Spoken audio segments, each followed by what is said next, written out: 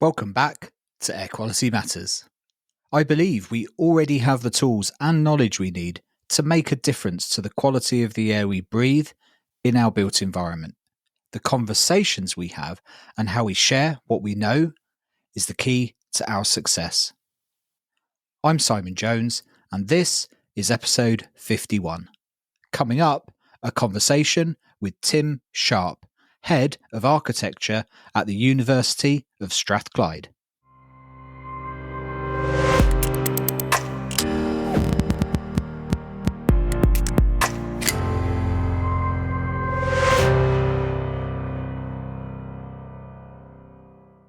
I first met Tim back around 2016, I think, as part of a network looking at the health effects of modern airtight construction, the HEMAC network.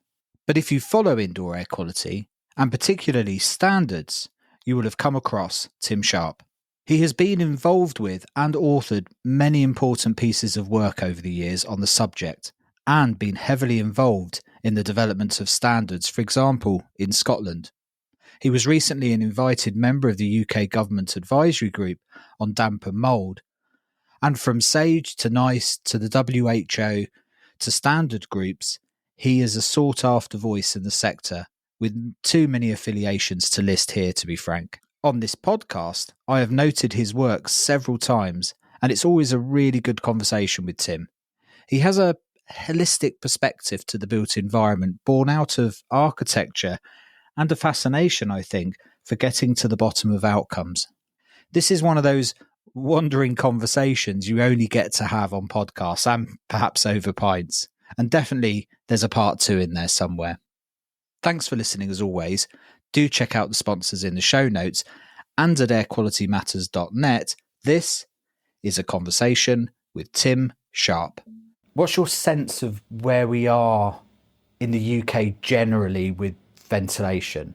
From an academic perspective and domestic ventilation, when we look at the state of the art, where we are today, what's your kind of top level view of it as a whole? Well, where we are is we don't know where we are. That's a sort of problem. That's the fundamental problem. I think there is a greater awareness of ventilation for lots of reasons. Partly because of sort of research that's been done. I mean, COVID had a part to play as well in terms of raising people's awareness of issues of ventilation. But obviously, we are having to do a lot of innovation in buildings. Rightly so, for lots of reasons, to make buildings more energy efficiency, the carbon agenda, and so on. Which means we are doing lots of things to buildings to try and make them perform better. But a lot of that focus has been about energy measures, and so the question has been what are the other effects, and so ventilation is one of those. So it begs a question, right? Are we getting that right? Have we got sufficient ventilation? And I think part of my sense of it is that every time I look, or we look, or anybody looks, they find things which are not as they should be. Poor provision, missing provision, lack of maintenance, lack of installation. So, it feels like that the overall picture is that in UK housing in general, and that includes both kind of new build and existing buildings, that there probably isn't sort of basic provision, which there really should be. Yeah. And it's an interesting point you make, this we don't know where we are piece. You get this sense every time it's looked at, and it's very difficult in studies because of the cost of academic study and rigor to look at things at scale. Big studies in detail of ventilation and air quality, you might only get to 50, 100 homes, something like that. So at the scale of the built environment, like we don't know where we are at a whole built environment level. I suppose the question is, what is enough? Like how much, or no, in knowledge, like how much more do we need to know where we are, kind of thing. I know there's within academic circles, there's always this hunger for more knowledge. So that there's always going to be that, do we know enough piece?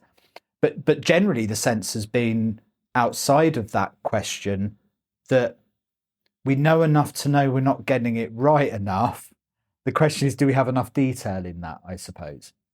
Well, maybe, yeah. Okay, so I'll go back and say the reason we sort of got into this area at all is one of the things the construction industry doesn't do as a matter of routine is test its outputs, test its artifacts. Right? If you think of any other sphere of manufacturing, design, making, when you do something, you'll test it to see if it works, and you'll evaluate it and iterate it and so on. Construction industry has always worked on the basis of trial and error over long periods of time, right? So that's why buildings are the shapes they are, because if the building fails, the building doesn't exist anymore, right? So that's fine when you are iterating very slowly and you're responding to climatic conditions or whatever. However, that doesn't work well when you are having to iterate much more quickly, when you're having to innovate more. So in order to innovate, you need to test, did that innovation work or not? And this applies to everything. So we got into this through looking at energy performance and things like that. And it's something which the construction industry doesn't do as a matter of routine. It doesn't monitor the performance of its buildings. So we don't know really what buildings are doing. And that's the bottom line challenge in terms of how we're going to do things differently or better if we do things and don't go back to see if they worked or not. So it's a pace problem. I mean, because I often say this, that within the bubble, everything seems to move very slowly, but something like ventilation is actually a relatively new concept. Ventilation for the purpose of air quality in a building. We've had ventilation for stopping a building filling up with smoke and dying of carbon monoxide and things like, for combustion and cooking and things for a long time. But this idea of a building being sealed enough that we needed to provide purpose-provided ventilation for air quality outside of openable windows is relatively new. So it's on the pace thing. I think that's a really interesting idea. At what point does innovation become fast enough, that the iterations become fast enough that you need to start testing? So 2 points there. Firstly, actually, we did used to design buildings to be well ventilated, well lit, getting sunshine in, all of those things. That was a big bit of building design. And, middle of 20th century, it became much more focused. And partly that's because you get inventions of heating systems and air conditioning and stuff like that, which allows you to design buildings differently. So you can have a box in the middle of the desert, fine. So the problem with that ability to innovate rapidly is that as a result of the way construction industry has evolved itself, is that it doesn't have very much, if any, capacity for R&D. Again, if you look at other industries and what they spend on R&D, it's a really big percentage of what they do. Yeah. In construction, it's virtually non-existent. Any big practice, doesn't spend a lot on doing that. They are primarily commercial practices. They're doing what they do. So what that means is that there is very little A, resource, and B, skills to do that type of evaluation. That sort of it's looking at the outputs of the experiment, and we just don't do that. That's a really interesting idea, actually, and I wonder, because I come from industry, and industry does innovate and put a lot of money into research and R&D often. So you wonder if part of the risk is the disjointed nature of how fast products and industry might be innovating, but construction isn't. So you find products and materials advancing faster than the construction sector is able to sync with that. It would be a bit like a wheel manufacturer or a tyre manufacturer advancing faster than the car manufacturers and sticking products on cars before the car manufacturer was ready for them. Like that just wouldn't work. Yes, Yet in construction, we've got products hitting the market when companies spending huge monies on innovation, and them piling into a sector potentially where the sector hasn't figured out how it joins those dots, perhaps. Okay, so the challenge there is, yes, you have products, but the products are part of a system, right? So it's the system which isn't really being, I hesitate to use the word, but isn't really being designed and certainly isn't being evaluated. So the potential, the bits of the system are probably very good at what they do. And the thing about that is, if you're a fan manufacturer, you will innovate, you'll test, you'll have stuff on the bench in the factory, you'll do CFD modeling. It'll do exactly what you want that product to do. But what isn't known is what happens when you put that product into a system, because now it's just a component of a much bigger thing, and that's where things kind of break down. Yeah, and kind of going back to your original point, that the truth is we know very little about the performance of our built environment as a whole. Yeah. Like the level of detailed understanding and knowledge of outcomes is a tiny fraction of the built environment. Yeah. So I'm guessing that's part of what drove one of the recent studies you looked at, which was, okay, where are we in the UK generally with ventilation? And that was a piece of work you did, which was the national survey, wasn't it? So tell us a little bit about that. What kind of drove the idea behind that national survey, and what were the kind of main findings that you found? So the drive of that is, firstly, well, there are several things. I mean, obviously, sort of work which we've been doing leading up to that, which had been various studies which had gone and done measurements and evaluation of some housing in various places. But it's the same problem that you talked about earlier, is that they will always be relatively small studies, 10, 20, 30, 40, 50 houses, whatever, in a particular place, in a particular location. So that's you can't extrapolate from that. Part of it was, however, when you look at all the studies, similar studies, they're all saying similar things, actually, generally speaking. And there've been some studies commissioned for building standards, which had looked at things which had been innovated, stuff on DMEV and etc. But none of this was telling us what the big picture was. So the driver, I think, to do that survey is to try and get a picture across the whole of the country in terms of who's got what. I think the other thing is that it tends to be that a lot of the studies tend to be focused on particular housing groups and types. So it tends to be more social rented housing where investigations take place, because the access can be negotiated a bit more easily. The single biggest challenge for doing any kind of study like that is getting over the threshold. That's what takes all the time and all the effort trying to get in. Once you're in, it's relatively easy now. But so the motivation was, so what does this look like nationally? What has everybody got? Have they got fans? Have they got extract? Have they got triple vents? Because we don't actually know. Weirdly, we just don't know. There's no database of that. So that was the driver behind asking that question.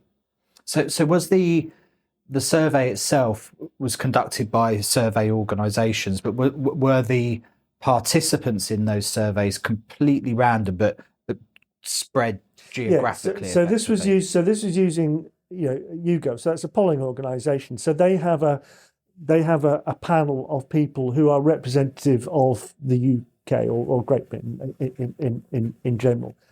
So you can ask them about a variety of things, and they are broadly representative of that population. So normally that's about what cat food they prefer or who they're voting for and stuff like this. In this case, it was just about asking them questions about what ventilation provision they had in their home and things like, did they use it, and advice and so on. When we did the survey, we did test the respondents against things of distribution of house type, age, and so on, and yeah, it was fine. It broadly correlated. So that it is a reasonably representative group of different types of housing across the UK. And it was about 2,000 people, wasn't it? About 2,000 respondents. Yeah. So the way it works is the panel is much bigger, and then people are asked, "Would you like to take part in this survey?" And then they are kind of screened for representativeness, if you like. And so you end up with a panel of 2,000 people who remain representative of the whole thing. So what you're trying to avoid is ending up with 2,000 people of one particular, who just live in brand new homes, for example. You want that spread of age and demographics and age and person's age and so on. So some of that information's already known by YouGov, so that they're able to construct the participants in a way that is exactly. Some of that we don't need to ask because it's already in their system. Save time, yeah. So what were some of the kind of things you asked then in that survey? What were the kind of questions? Because it's hard for lay people to understand what they have technically. So I'm guessing you had to pitch the questions in a plain English way that got what you needed, but people were able to comprehend what you were asking. Yes. So a couple of things. So firstly, these people are part of a survey panel, so they know they're going to get asked questions. It's not like grabbing someone off the street. So they are prepared to, they have said they are prepared to answer questions in this thing. We were obviously asking them about, so the broad, it was like 67 questions in total. It's quite a long survey, but again, because people are signed up to do the survey, we're reasonably confident that they will complete it. And we did screen for a little bit of people who were doing it in 10 seconds and too long and so on. We were providing fairly simple questions about their provision, but we provided some guidance about that. So there was so we were asking about extract fans and trickle vents, and so we had pictures of those things as well. Have you got one of these? So there was supporting information which came with that. Okay, and were you able to ask things like, is it a fan that stays on or just comes on and off? Were you able to start differentiating between the types of ventilation that people were? Broadly speaking, yes. So we asked things about how is the fan control? Is it just an on-off switch? Does it come on with a light? Is it automatic in some way? I think that's one of the areas where people may not know that stuff. There's obviously a lot of people don't know those kind of questions, but it was asking that sort of level of detail. Yeah. So it's asking people fundamentally about what they have in kitchens and bathrooms in terms of extract provision, and also what they have in terms of provision for background ventilation, which is predominantly trickle vents. Yeah. And then it was asking a series of questions about how and why, what the barriers and drivers were for using those systems, and why they used them, why they didn't use them, what the issues were. So. Okay, so there was a good behaviour element to these questions as well, as in what's your interaction with those vents? Have you ever serviced it? Is it something you also ask questions? Had you ever been given any advice or guidance on it, what it is, or how to use it? Yeah, I thought that was interesting. Well, it was interesting. Yeah. I mean, one of the things is, it's sort of slightly inherent in the question you just asked, is do people know what they've got and how it's supposed to work? So that was sort of the question. Do you know how it's supposed to work? When should it be opened or closed or turned on or off? So it was asking, that was quite interesting, the responses to that question. Have you ever had advice? Yeah, and it's one of the kind of tropes within our industry that people have a good understanding, I think, these days, that indoor air quality can affect your health, because there's been a lot of information about ambient air quality for quite some time, but people haven't quite drawn the line between the dots between ventilation provision in their own home and air quality outcomes. And I think behaviour and use is an interesting part of the jigsaw puzzle, both in have you ever even thought about the ventilation in your home? Because is this the first time you've thought about ventilation in your home for 10 years? Is it something that even is in your subconscious? Is it something anybody's ever presented to you? Like, have you ever been given a leaflet or a document on how to use it? Those kind of things are interesting questions to ask, because people and their use of ventilation is a critical piece in outcomes, isn't it? I mean, absolutely. I mean, okay. So a few things sort of in the background of that. So one of the things is in lots of previous studies, when we've asked people about what they think about their indoor air quality, they generally say it's fine. There's nothing wrong with it. When we measure it, it says something different. It says actually it's not very good. And part of the problem is here that we are as humans, we are adapted to perceive comfort, thermal comfort. We know if it's too hot, we know if it's too cold, because we know we will die if they go, or there'll be a health effect if it's too hot or certainly too cold. So we perceive that and we adapt accordingly. So for most people, the drivers about opening windows are because it's too hot. And the reason that they will close windows is because they're worried about heat loss and being cold and drafty. It's those sorts of things. We don't have the same response to indoor air quality because a lot of that is completely imperceptible. It's stuff which you can't smell, you can't see it. Things have to sort of get quite bad before you sort of start to react to it. And everybody's had this experience. You're in a room full of people and it's fine. And you go out, to get a cup of coffee, you come back in, it's like, oh, it's hell of, it's really stuff in here. It feels different. So that adaptation is a big bit of that as well. That's an interesting point, and it's something that I was only talking about in the last couple of days. Is the interesting thing about thermal comfort and adaptive comfort is it's something that we tend to react to in the moment. We're tuned into adapting our comfort on an ongoing basis. I'm getting a bit warm, I'm getting a bit cold, it feels a bit drafty. You tend to act on those cues. Yeah, air quality is one of these things that clearly is perceptible because we have standards based on it. The likelihood of discomfort, most of the standards that we use today are based on the 80% rule of times gone by, and it's remarkably accurate from an air quality perspective when we re-look at it, but only from coming from a place of good air quality into a place of poor air quality. So we're actually very good instinctively of coming into a space that's poorly ventilated and going, ooh, this is stuffy in here, or this is uncomfortable.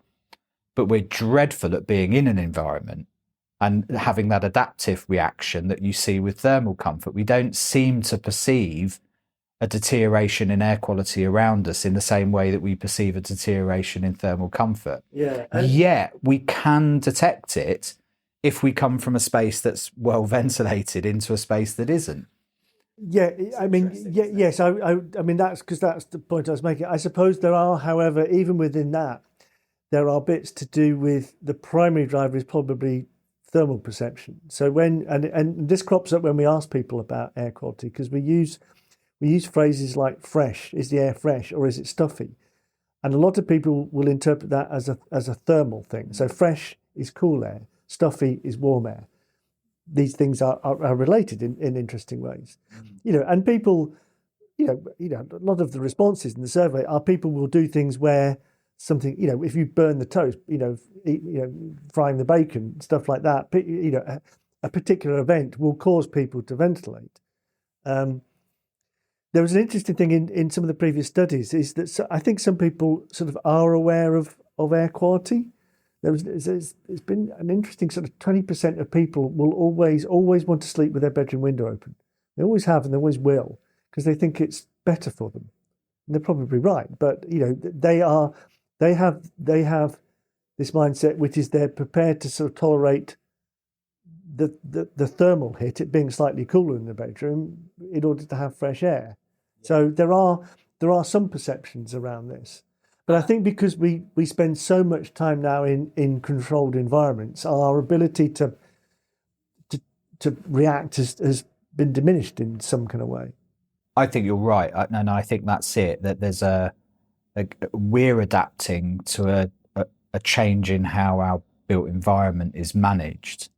Our expectations is that thermostatic control is going to control our buildings perfectly, and when it doesn't, we tend to react quite viscerally to that.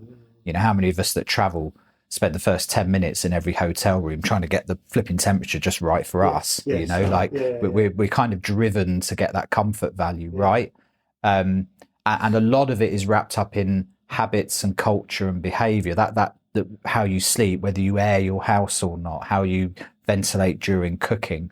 A lot of that is buried in very complex culture or habits or history of individuals as much as it is reaction to a particular environment. Because we know sleeping in a bedroom that's several degrees cooler than our body or bedroom temperature is good for sleep. So, it's clearly good for us to sleep in a bedroom slightly cooler. Well, when you say we know, Yeah. do we know? I mean, I know that there are studies that indicate that, I yes, suppose. But whether people in a whole know that, because I think a lot of people are now so attuned to the concept of warmth, of thermal comfort, that the concept of going to a bedroom being cooler, would suggest there's something wrong with the bedroom, that the heating's not working, or do you know what I mean? It's and I think people's patterns of behaviour, of what people will wear around the home, all of these kind of things are now.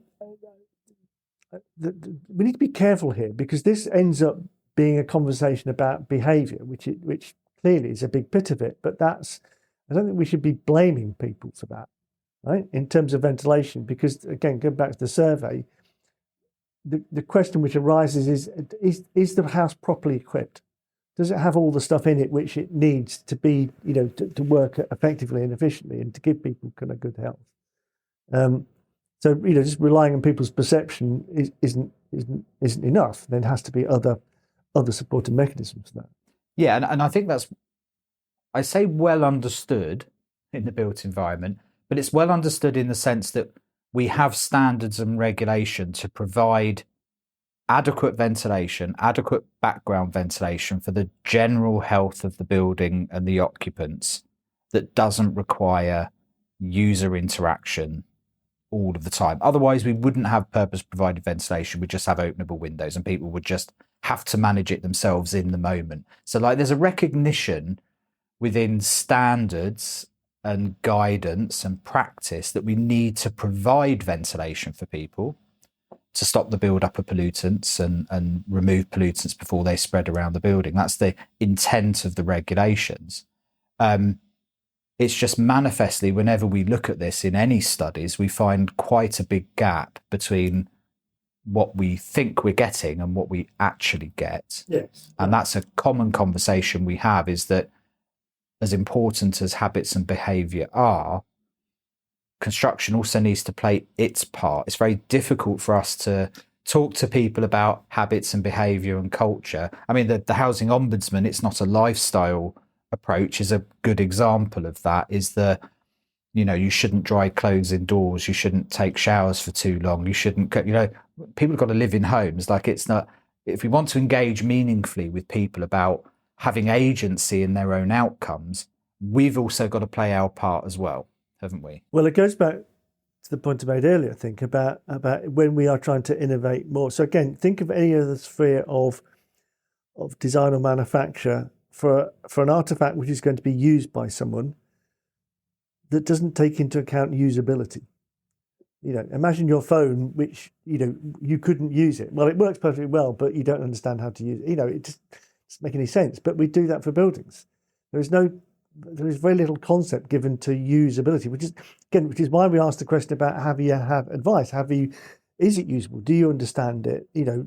Those kinds of things, because something has to work, but people, it has to be, people need to be able to understand how it works easily, without reading a 17-page manual, if you know what I mean. It's I had Dan Hyde on the podcast about 9 months ago, and he's from the UX UI world, so the user experience, user interface world, and his take on this sector is really interesting, that in the production of everything, user experience, I mean, their company's called User Experience is Everything, or Everything is User Experience. Uh-huh. Because without you can't innovate and iterate unless you understand the usability of those products. And that's where we fail time and time again in construction. And I've seen this in your studies year after year after year. The notable comments you get back from users of spaces, completely misunderstanding what they have. Yeah. Or, my favourite ones is the control switch for my fan is very difficult to reach because people think the isolator switch is the on and off for the fan. That's a user experience problem. Well, I mean, there are lots of examples of that, but one of them, when we did the study on occupant interaction with trickle vents, for example, a lot of those trickle vents are just completely out of reach. You need to stand on a chair in front of a window just to get to the damn thing, and it's behind the curtains and blinds and stuff like that. So any sense of that being a usable device is, forgive the pun, out the window. It's there is hope. How has someone thought about that? If you gave that to someone else to design and said, well, you're putting this device in and people need to change it. Well, how are they going to change it? Can they reach it? Do they understand what it's for? What the implications are? I think it's really interesting. What was interesting about the study was that some of the stuff is a bit sky is blue, water is wet when it comes to outcomes here, that there's generally a low level of knowledge and understanding of ventilation out in the sector. And often people haven't been given information about the systems that they've got or the ventilation that they've got. What do you think is a path forward from here, from that side of things? Like, where does that come from? Does that have to come from... I mean, I've got a bunch of O&M manuals that came with various white goods over the years in my house in a plastic bag on the top of one of my work units that I didn't look at when I got the unit, and I haven't looked at since. In fact, there's probably O&M manuals from the washing machine that I've replaced 3 times over since I moved into my place. So how we provide information to people has to work as well. Like, how do we improve the general knowledge out there of these systems or the import of them to people, do you think? Like, what does that look like? Well, I can sort of tell exactly what it looks like. So we did a bit of work for building standards some time ago, and it was about how people are given information about how to use their home. And what that resulted in is this idea of a quick start guide. So it's this thing, the thing you've just referred to. So when you buy that white good, everything you're going to learn about that white goods, you'll learn in the first 10 minutes of opening the box, right? You won't remember. The next time you'll go back to the manual is to find the phone number of the call centre to get it fixed. Or the fault code. Or in fact, you don't even do that anymore because you Google it. You go, I've got a Samsung blah-de-blah, or take a picture of it. I've got an F12 coming up on the screen. What does that mean? So we're not even accessing those documents for the troubleshooting anymore. So the idea of the Quick Start Guide, it was a very simple, it's an A5 format, you see that actually now in a lot of stuff. You'll get the Quick Start Guide, and it's 5 steps. 7 key things you need to know about your watch or your phone or whatever the hell it is.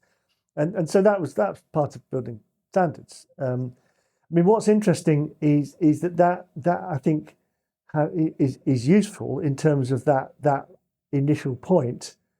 But interesting, I was in a house recently which had a problem of overheating, and the person in it was possibly the 2nd or 3rd occupant. I said, you haven't been given a Quick Start Guide? She said, no, I haven't seen it. So that's not being handed down from person to person. So that wasn't coming with, and it was a rented house, so that wasn't coming with the new tenant, the Quick Start Guide. So that information is probably lost somewhere. So just back up a tiny bit, that Quick Start Guide that you did work with building standards, Scottish building standards, I take it, a while ago, did that get enacted? Yes. So it is part of the there is a Quick Start Guide that's part of the handover pack for any new home or any home that comes under the regulations. Yes. Okay. And what format did that? Was that an A5 for each system within the building? No. Or was it just a one pager that says this is how your house works? It was an A5. So it was maybe 4 or 5 pages or something, A5, images. The key thing is that it had to be specific to that house. Because, again, you've probably seen those manuals, and have you got the 27B model or the 37F model, that's the idea. It had to have pictures of the actual device in the home. This is your fan switch, this is your thermostat, and here's a picture of it, and this is how you turn it on. That's the idea behind it. It is an instruction for that house in that place with that set of kit. That's the idea about it. And I think it's interesting in the sense that why did it need regulation to require that? Right? Why would somebody who's designing something not want to provide that anyway, in terms of we've designed something for you, this is the best way to use it. Who has ownership over that? Is that the developer or the builder has to provide that, or is that something that's because if it's house specific, I guess it has to be. It's not something building standards aren't going to have a library of. No, it would be it would be the whoever produces the home. So it would be the builder, developer, possibly the housing association. Yeah. Yeah, I mean, what would be interesting would be to understand historically how you access those quick start guides. So if, like you say, if you're renting a home or it's an Airbnb or it's I was only actually just talking about this about my holiday in Spain there recently. We were in a modern flat in the south of Spain, and being the building nerd that I am, I was constantly fretting about open windows while air conditioning was on and how to balance this versus that. And, I didn't know how to work that home. There was an air conditioning device, there were windows, there was a balance to be had at certain temperatures about what to do when, but there was nothing I could access that said, this is the best way, this is how to get the most out of the space you're in quickly. Yeah. And you repeat that tens of thousands of times across the south of Spain in holiday season, and you're getting massively poor uses of those spaces from an air quality outcome perspective and an air conditioning and energy perspective, because infrequent visitors to those buildings don't know how to operate those individual buildings. The same can be applied for the built environment everywhere, that people are in buildings not understanding intuitively, quickly, how to get the best out of that. Like back to that, spend the first 10 minutes in every hotel room I'm in trying to figure out, does the window open? What is it? Fresh air? Is it an air conditioner? How do I get the place comfortable for me and make sure I don't suffocate? Yeah. Well, yeah. I mean, favorite hotel games, like how's the air conditioning work? Where is the hairdryer? Yeah. Check the filters on the. How does the coffee machine work? Yeah. All these kind of things. Yeah. I just going back to your point. I mean, I'll counter that slightly, because I think there is a thing about a lot of rental homes. Actually, you arrive at home and there's a folder on the table, and there actually is some information about this is how the heating system works. Press that button, don't press that button because it'll go off. So actually, people going into an Airbnb or a rental home possibly get some better information than someone who's renting a home. Yeah, maybe true. Who hasn't got that information. It's a very good point, actually. So I think you do get that in place to place. Yeah, you don't get it in the hotel. It is you're just pressing buttons at random. But yeah, and that's a good point in case that people, how often have we gone into apartments and you say to somebody, oh, I see you've got an MVHR system in your house, and they go, I've got a what now? Yes. And I said, well, you see these in the ceilings, that's giving you air, and they go, that's it? I thought that was something, the smoke alarm or something, Yes. and then you go, so where is it? And they go, I don't know.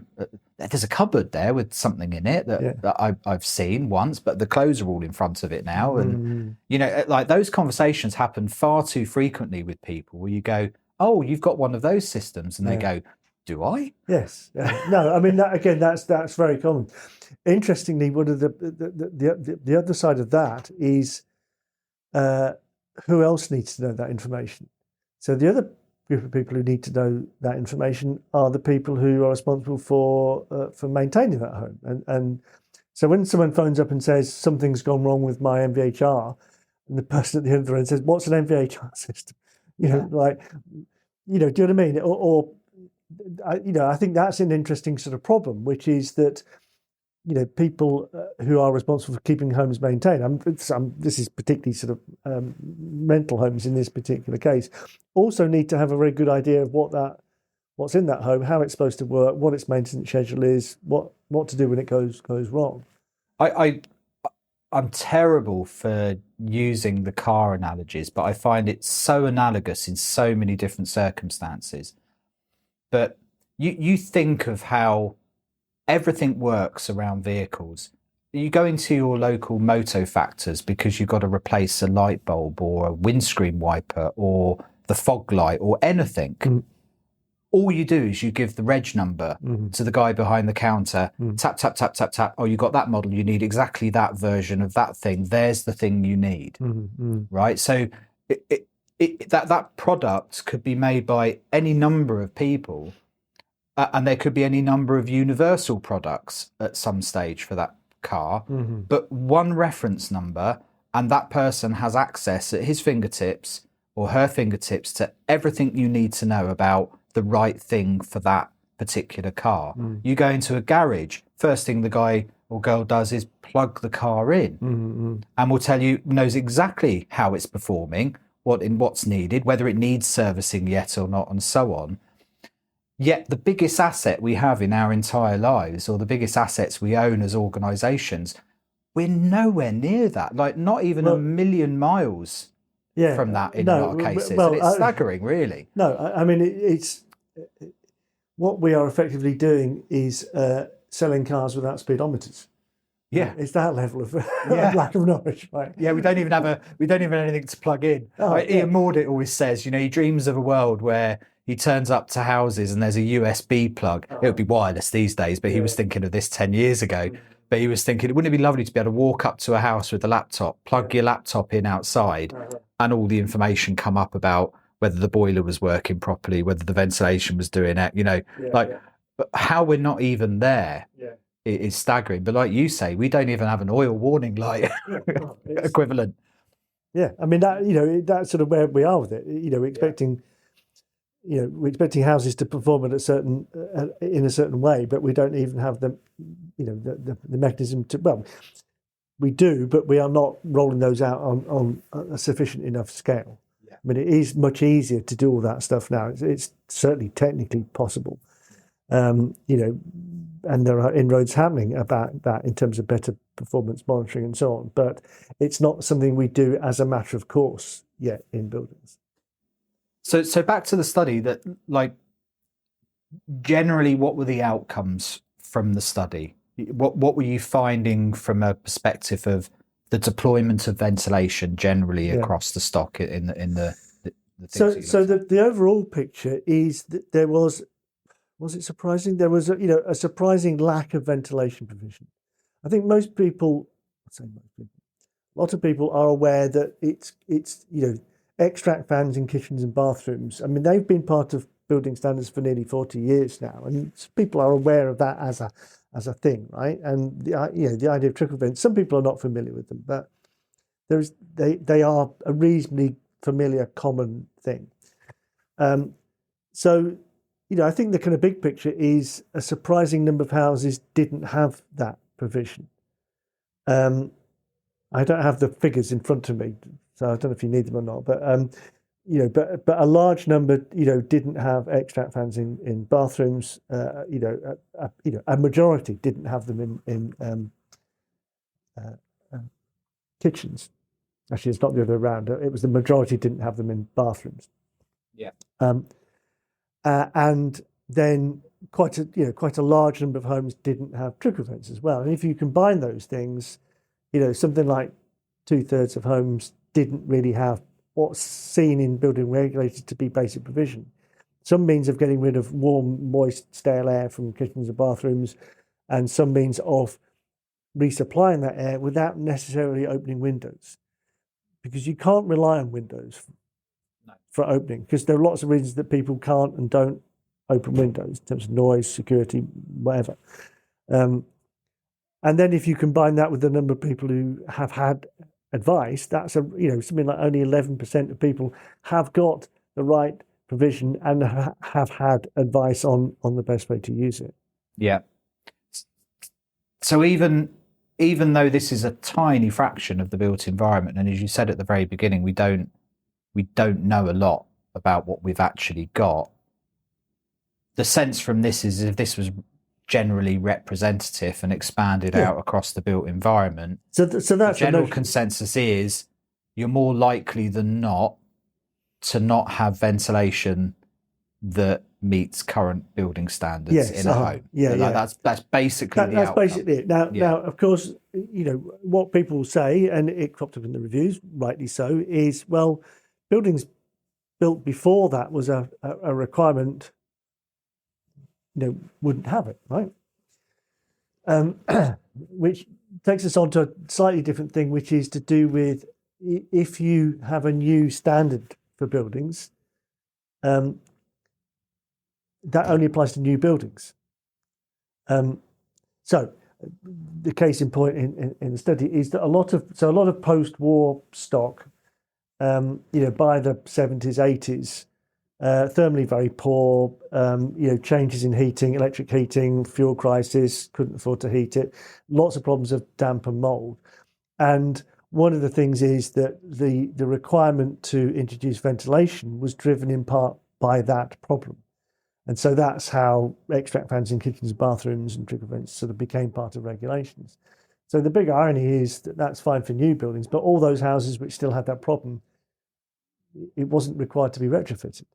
And there's nearly not one of those older buildings that hasn't had some form of renovation or remediation over the years that will have impacted the original performance of that building. Yeah. So while it may not, there's this thing within regulations that a colleague and friend of mine in Ireland is always very keen to point out in building standards, that you can't impose any regulation on somebody that may have met a previous regulation. If your building met a regulation from 1991 and was built in 1994, I can't impose 2021 ventilation regulations on you unless your building has changed so dramatically it has to comply. So it's we can't impose new regulations on old buildings.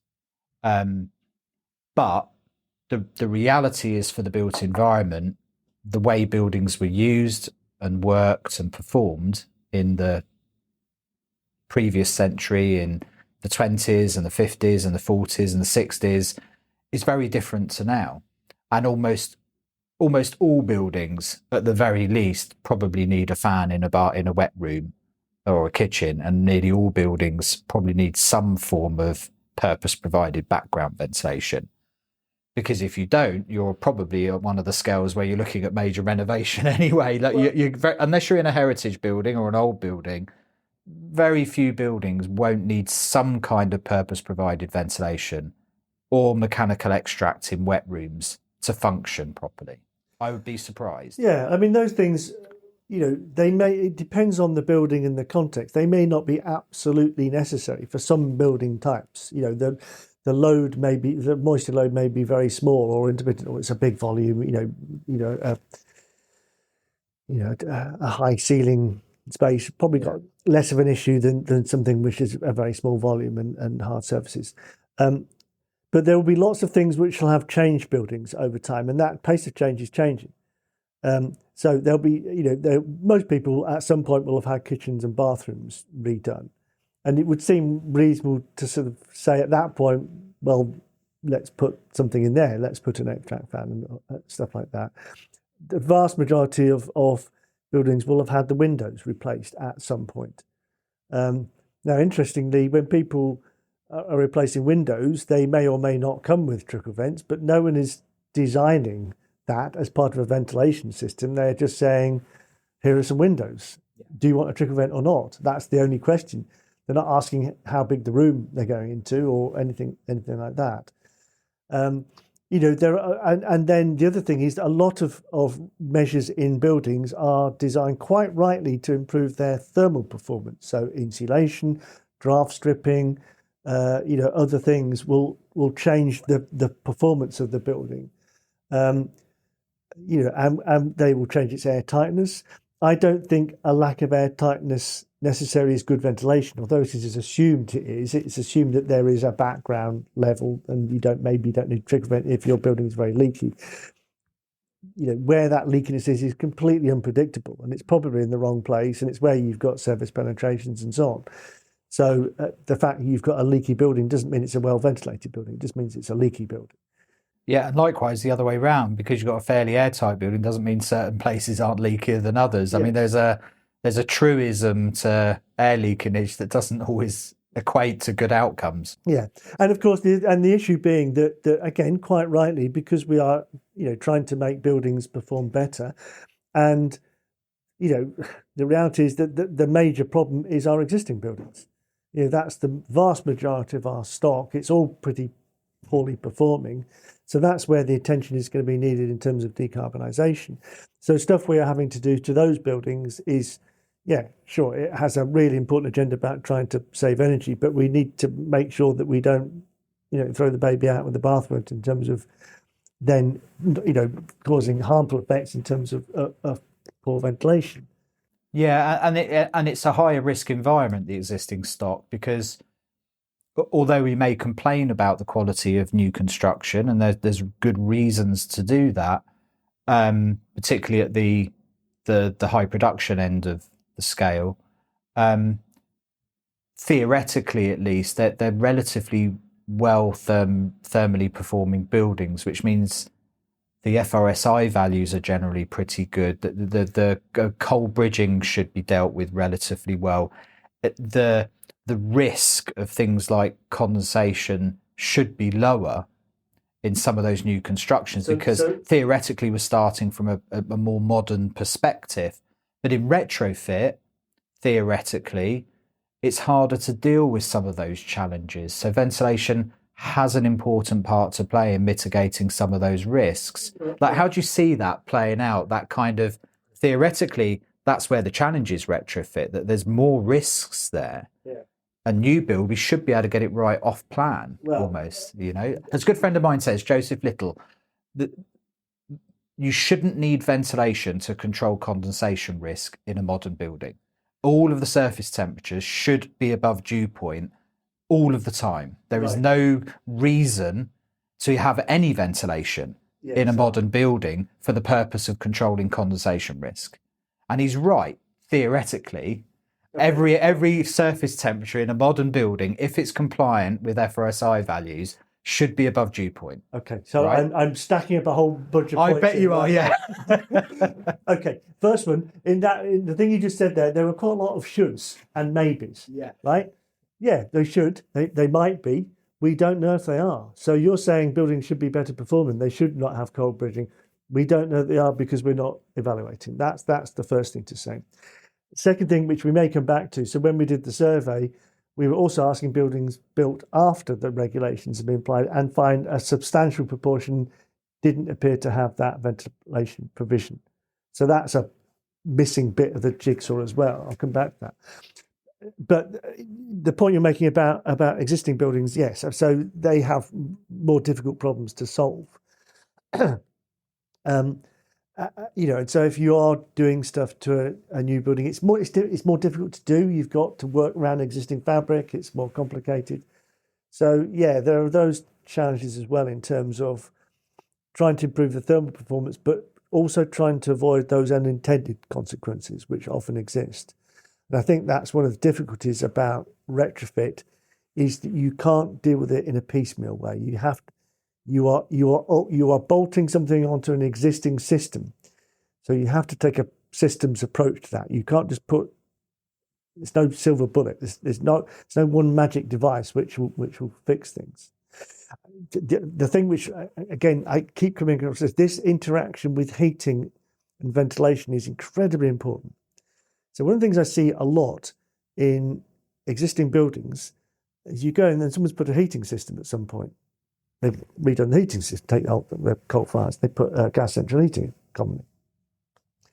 The radiators are probably placed where it was most convenient for the plumber to put them and most cheapest. So they are on internal walls. So the runs are short, which means that the window, which has got a space for the radiator, that's why that little alcove is there, that's for the radiator to go, is cold. So you've got cold air coming in through the trickle vent or next to the window. That cold air is dropping and it's coming across the floor. So people say, my windows are drafty, it's really cold, and my feet are colder than they are. On the other side, you've got that radiator. So people, everybody dries clothes on radiators. They put some washing on them. That warm washed air gathers a lot of moisture, goes across the ceiling, hits that window, cools and condenses and drops down. So it's that idea about where do you put heating in, and how do you get it to interact with the ventilation? Yeah, everybody's doing their own little bit of thing without understanding. The plumber has no offense to plumbers, but I know lots of them. My brother-in-law's plumber, but they are not ventilation designers. They're not having an impact there. And I think that's one of the things the likes of Passive House would argue, that the one of the advantage of that is it is a systems approach to building, and that's why you get consistently better. Kel's surprise. Yes. If you think about a building as a system, you're more likely to get a good systemic result out the other side of it. One of the points I wanted to pick up on the trickle vent side of things was that there is this perception, and there's a bit of truth to it, that often the provision of trickle ventilators were there to help avoid condensation on the windows. Originally, the placement of radiators below a window was because they performed very badly thermally. That's often where the cold air came in before there was a trickle vent there. So having a radiator there was a way of creating that thermal screen and creating, stopping the condensation and mold in that danger spot. It also means that when you have got ventilation air which is coming in, which will be cold, it tempered. Mixes, so it tempers that air. That's a good thing. And when we improved the performance of windows, I think a lot of the provision of trickle vents were there to supplement some of those condensation issues and bring air in the same spot. Because that's where air was generally coming in. Trickle vents historically have not been part of a systems approach to buildings. Like you say, windows either came with them or they didn't. One of the biggest failures for continuous extract systems, when we look at non-compliance, is the provision of trickle vents in rooms that shouldn't have a trickle vent. Yes. Because the window manufacturer doesn't sit down and go, how do I coordinate my trickle vent provision with the ventilation provision? Yes. It's easier for them because it doesn't cost them anything to have a hole in a window to provide a trickle vent on every window. Yes. So we've seen a lot of the failures with MEV being short-circuiting with the provision of trickle vents. One of the interesting points I wanted to raise with you was that this study, because it was a questionnaire, couldn't really answer the performance of any existing ventilation. Now, we have some idea about that from other studies, but there's another layer to whether or not there's a good outcome here. That already it's quite staggering how many houses are missing important elements of ventilation. Yeah. But even if they have those elements of ventilation, our experience teaches us there's a good chance they're probably not performing where they need to either. So there's a layer of shittiness here that extends below whether you were provided with ventilation or not. What I guess you weren't checking was there enough free area of the trickle vents to meet the regulation? You maybe counted trickle vents, but you can make some guess as to whether there was enough there, unless you could clearly determine the difference between continuous ventilation and intermittent ventilation and be able to work out whether there was enough background for the two is another question. And almost certainly you weren't able to check whether the fans were doing what, if they did have a fan, whether it was getting anywhere near. No, so this was. So there's a whole nother layer below this, isn't there, of performance? Well, exactly. So the survey is just asking. I mean, So the survey is asking about ventilation provision. It's not asking about ventilation. Right? So we are not saying these houses are badly ventilated. We're just saying they haven't got the kit in which they should do.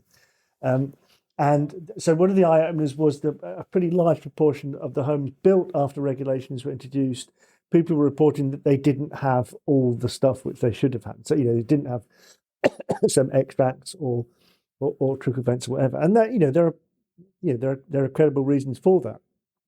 Stuff has been taken out, it's broken, windows have been changed, yada, yada. A lot of, one of the common things, for example, is, and we sort of asked the question about extract fans in kitchens.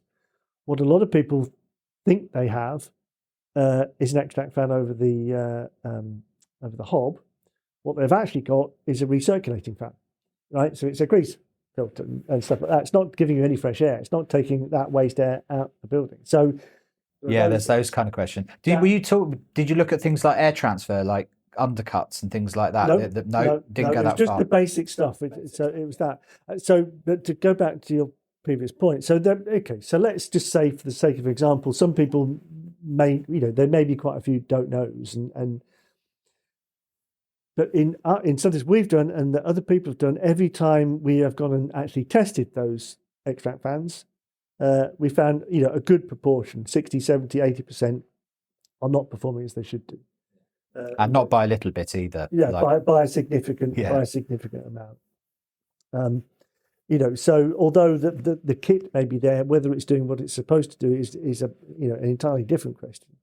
And I think that's something I've been talking about quite a lot recently. Is what we've not been very good in understanding in studies, and also for data labeling use as well. Is I've been coining the term a level of shittiness score, but we tend to view buildings as either being compliant or not. It's quite a binary. 75% of the homes in the study did not have ventilation that met current regulations. But, the Bayes study or DLC, I can't remember what it was, that looked at natural ventilation in modern airtight homes. 95% of the homes were non-compliant.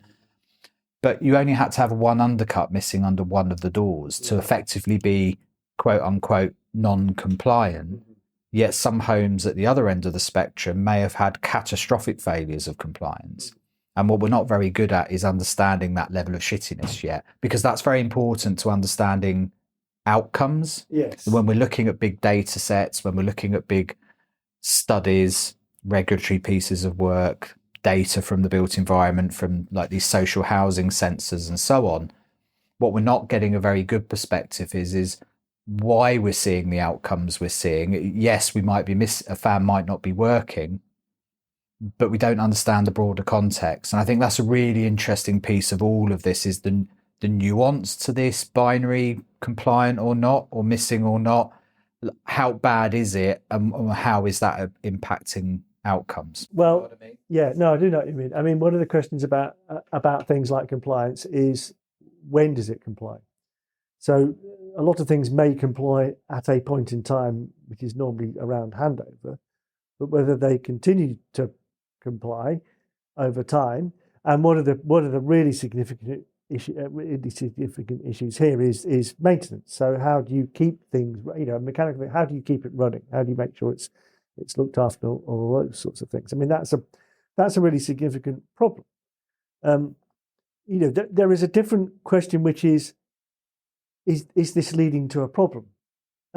Because there'll be huge variation in homes, and one of the big differences will be things like what the occupancy load is on the home, and how many people are there, what's going on in the home. I don't mean that as a behavioural thing. I just mean, there's a lot of people living in a home. Yeah, there's going to be a lot of cooking and washing and breathing, and that's so the moisture load of that home is different from one where it's one little old lady, even though the regulatory requirement is exactly the same. So there is something about what's the problem you're trying to solve in this home versus that home. I'd like to borrow your attention for just a moment to discuss ACO, a partner of this podcast. You may have heard of ACO, an EI company, as the experts in pioneering new technology in fire and carbon monoxide alarms. More recently, you may have heard about their outstanding work in the housing sector with their HomeLink offering, which is aiming to solve some of the industry's most serious challenges. They are utilising Internet of Things technologies to increase home life safety. The technology incorporates multi-room environmental sensors, a gateway, and advanced actionable insights, which has a proven track record in helping landlords reduce operational costs and carbon emissions, while improving residents' well-being and safety. Their team of data scientists are developing solutions for problems at the heart of the housing sector, like damp and mould, fuel poverty, and air quality. I've been amazed at how they are innovating here, with a laser focus on unpacking the complex nature of these challenges in a way that answers the what next question we need so much at the moment. If you're in housing, they're worth talking to. They have a large network of expert installers and distributors covering the UK. Trusted is an overused word, but not here.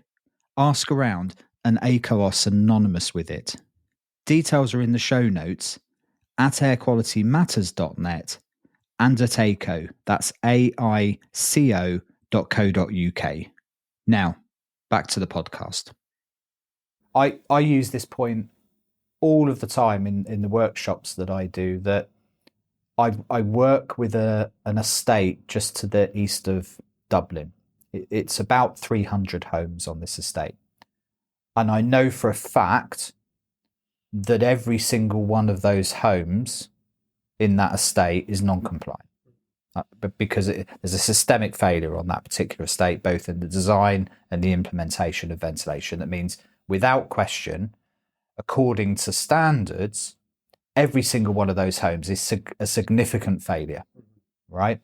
Yet, on that estate, about a third to a half of those properties, on the face of it, are absolutely fine. So are they compliant? Well, so there's a big difference between prima facie compliance and outcomes, and it depends how you measure an outcome. So well, it depends what your evidence for fine is as well. Absolutely, and one of the things. So when you say fine, what do you mean by that? Well, this is the point I was going to make. The context that I was originally engaged in this particular project was because of a damp and mold problem. Visible damp and mold. So about a quarter of those properties to a third of those properties on that estate have a significant problem with damp and mold. And it's as a direct result of significant underventilation, regardless of occupancy level. Whatever's going on in those properties, the building is not able to manage the build-up of vapor loading in those buildings. It's causing problems. There are, of course, other contributing factors, poor insulation provision in certain, all of the usual stuff that goes with damp and mold problems. But what was confusing the owner of this particular project was the fact that, well, half of them are fine. Does that mean it's the occupant's fault? Is it something we're doing in some of them and not others? And you're saying, well, what's your benchmark for a good outcome? Because while the little old lady in one of the units may not have a damp and mold problem, she may be exposed to all sorts of other pollutants because of underventilation that you're not using as a unit of measurement of success. That's my point. Yeah. Oh, yeah. What is fine? And I think what underventilation does, and I think it's an important thing for people to appreciate, is it amplifies problems, whatever they are. So it's not that you're automatically going to get X outcome from an underventilated building. It means that if there's a pollutant source, whether it's damp and mold or particulate matter, whatever it is, you're allowing that to build up and you amplify that potential as a problem. And that's the challenge. That's where it gets hard to measure, because at the moment, particularly in housing, and rightly so, the focus is on damp and mold. And our physical check for that is there damp and mold? Yes or no, and if there isn't, and I can hear a fan making a noise, the checkbox is ventilation is fine, no damp and mold. And that's not the answer to the question, I suppose. Yeah. So there's I guess there's two bits to that. So one of which is, yes, that's is there visible damp and mold? So it has to have got to a certain point before you get that happening.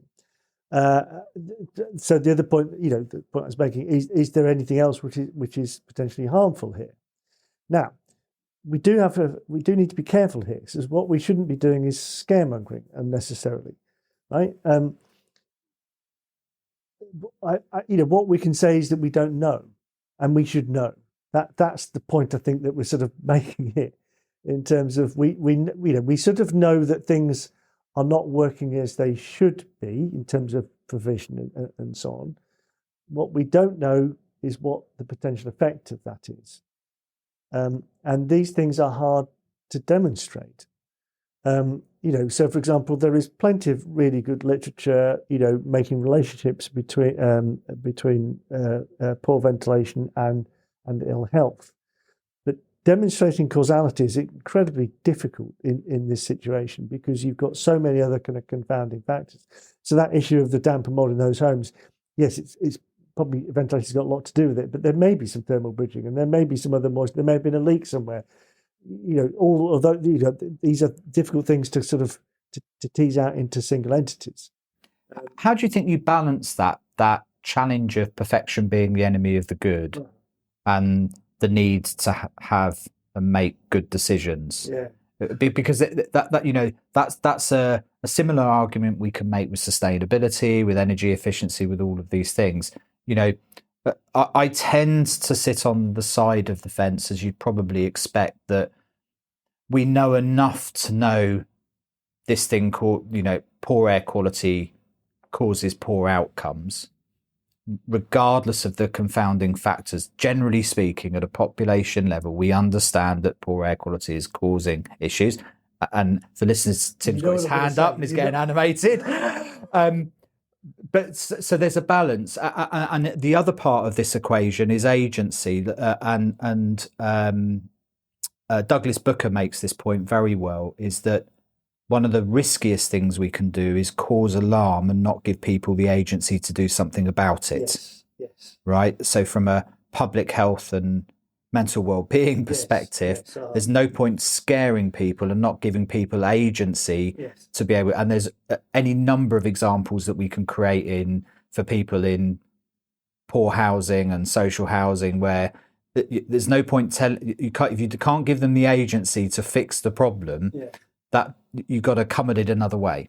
So where do you sit with that balance between knowing enough to be able to drive a better outcome and waiting to have more information to be able to draw these lines between air quality outcomes and health outcomes? Well, so there are different bits to this. So firstly, there are some clear relationships between some things, some chemicals, damp, mold, pollutants, stuff like that, and health. They are demonstrable relationships. However, to go back to a point you made, the trouble is we don't have data at a population level of indoor air quality. We've got some examples in various places, but we don't have that complete picture. So when you have a UK-wide map of outdoor air quality, and you can map that onto population data sets, you can say, right, all these kids living next to the M6 in Birmingham there are demonstrable health effects of people who live close to motorways, because you can map those two really big data sets and control for all your other variables. The trouble is, on those maps, all the space in the maps are buildings, and we don't know what's inside those buildings, and that's the problem. Yeah. Henry Burridge makes that point really well. He says, look out that window there. When we talk about ambient air quality, mentally your head goes, I'm looking at the space out there. And he says, now look at that same space and think of the built environment. Just the picture out of that window alone. We've got residential buildings, commercial buildings, warehouses, places of work, places of education. I'm looking out this window. It was in London at the time. 10,000 homes, 20,000 homes in my horizon that I can see there. Every single one of those boxes has a different layout, different use pattern, different behavior, just different pollution generation. That's the challenge of the built environment. The question and that's one of the challenges, because you have got such variability there. There are so many variables to control for that it's very difficult to make that link. You need, it's only when we've had really big picture things. So asbestos, for example, or radon, are things where there is a really clear link and we can measure it in the building. And if your building's got asbestos, if it's got radon, there are obvious kind of links. With other things, it's harder. And one of the challenges here is that there are so many things which might be part of that smorgasbord of what we refer to as indoor air quality, which could be harmful. So it's different chemicals or pollutants or bacteriological agents or what the hell it is. So there are huge number of things which we have in buildings, which we can look at the WHO guidance for these things and say levels above X are terribly bad. But we don't know if they are or not. But still, man, the other side of that argument for me. You could make the argument for me that it's such a complex scenario, the built environment, that you'll never have enough information to demonstrably say one thing or the other. So at some point, you've got to make a call, right? Tim Sharpe is in government and he's got a budget and he's got to make a call on whether we do certain things. At some point, you've got to make a call. Okay. Right? So still manning the other side of that, we can't obfuscate forever. We can't let perfection be the enemy of the good. do we think today that the built environment is causing harm to people's long-term health and well-being? And if so, what does what next look like in that circumstance, right? Or do I sit on this for another 50 years and wait for environmental sensors to be deployed into? And what percentage of homes do I need to understand? Well, you don't need to wait 50 years. This is happening already. There are plenty of examples, and particularly for social housing, who are actually deploying low-cost sensors as a means, fundamentally as a means of asset management, but also as a tool for occupants to get that feedback. That thing we talked about earlier. You perceive thermal comfort. You don't really detect poor indoor air quality unless it's terribly bad. So, a sensor in a home, and it's one of the reasons that the work we've did for building standards introduced CO2 sensors in bedrooms, because people weren't particularly aware that those spaces were really badly ventilated. So you can give some people some clues. But on the other end of that wire is someone who can say, well, I've got 10,000 homes here, 500 of them seem to have a real problem. So that's where I need to focus attention and resource. If we're trying to fix problems or trying to spot problems before they start, more important. Because the thing about that sort of model is that, so what you could do is not do that and just wait until they become damp and mouldy and then try and fix the problem, and it's too late. If you're seeing some homes which actually you go and look at them, they look fine, but they look to be badly ventilated, moisture levels are consistently high, you can say, look, at some point, if we don't do something here, it's going to be a problem. I mean, I make the point quite regularly that this thing is a bell curve, or not a bell curve, it's something else, but I use the principle of the bell curve, is that for every Bishak level of damp and mould or catastrophic building failure that we see, there are a multitude of people that are just getting by. Yes. That are washing stuff down, living in environments that are suboptimal. Their life is terrible. Yeah. And I recall this story of a mum called Jen. If people listen back, they'll probably hear it on the podcast. But it's this idea that for every property that you go into where there's somebody that's clearly in a building that is straight line from outcomes to poor health, right? There's no question. They're in an awful environment. You and I and anybody that's involved in housing has been into a multitude of those. But for every one of those properties, there are dozens and dozens and dozens of people that are living in homes that are not quite that bad. Yes, right. Or not demonstrably bad. Yeah, and the question, it goes back to that question to you in a way, is that we say that, like, everybody, I think, gets a sense that this is causing poor outcomes. We can't quite draw the lines. I get that. But you got to make a call. Like, at some point, you've got to say, do we know enough to say we think poor ventilation is causing poor health outcomes? I don't need to know necessarily whether it's PMs or TVA, whether it's limonene or isoprene or benzene that's causing it. I just need to know that poor ventilation in those homes is causing a poor outcome. I need to act in some way. Yeah, there's that hunger for knowledge, but the goal here ultimately is better outcomes for people. Yes. So what next look like? Because you've seen that in your study, your broad national survey. The consensus is most homes don't have ventilation. More homes than not, I would say, would have ventilation that means then don't meet minimum standards. And the point that I always say is that this isn't don't meet gold standards or lofty high. This is minimum benchmark stuff. Like, manifestly, we seem to have a problem with ventilation. We think there are poor health outcomes as a result of it. Do we know enough to make a decision? Is probably the question. Like, so if somebody's in an elevator with you, Tim, and going, does indoor air quality in the home cause poor health outcomes? You've used a word there. You've used the word cause. Yeah. So again, that demonstration of causality is difficult in an individual situation. There are certain things. So we've known. There were studies done 40 years ago about the health effects of damp and mold, and they were cohort controlled studies. as a result of which, stuff started to happen about improving housing conditions to address that particular problem. You raise an interesting issue here, which is what's the mitigating factor? So there is a thing about source control versus ventilation, or not versus, as well as. So is there some stuff which is occurring in homes which really shouldn't be there? Because people may not be aware of it, certainly wouldn't be aware of the impacts. Again, when things we do with people, say we're doing a thing at the project at the moment, which is sort of saying to people, have you looked at the labels in the back of your kitchen cabinet to see what it says? And what they'll say is, using a well ventilated room. Have you got a well ventilated room? It's those sorts of things. What is a well ventilated room? I sit on the fence a little bit with this, right?